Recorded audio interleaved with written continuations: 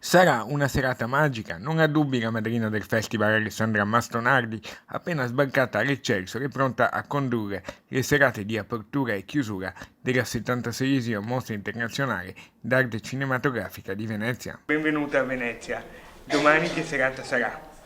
Grazie per il benvenuto intanto. Domani sarà una serata impegnativa, magica. Spero non eccessivamente, spero che io non sarò eccessivamente emozionata, altrimenti mi ballerà la voce tutto il tempo e sarà un problema. Racconta cosa ha provato quando il direttore del festival, Alberto Barbera, le ha proposto il ruolo di madrina. Una scarica di adrenalina infinita. È durata per 24 ore, poi ho realizzato e ho cominciato ad avere paura.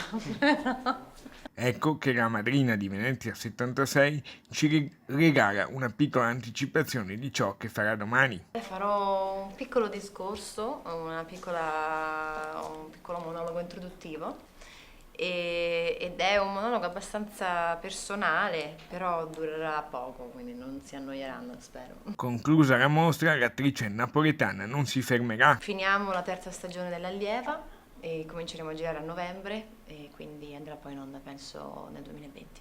e alle giovani che sognano di diventare un giorno attrici come lei regala un consiglio da non dimenticare. Io sono una ragazza che ha studiato sul set e vorrei consigliare di avere delle grandi spalle, di farsi una grande e forte armatura per non subire le delusioni che questo mestiere porta dietro con sé, oltre alle cose belle che ti dà.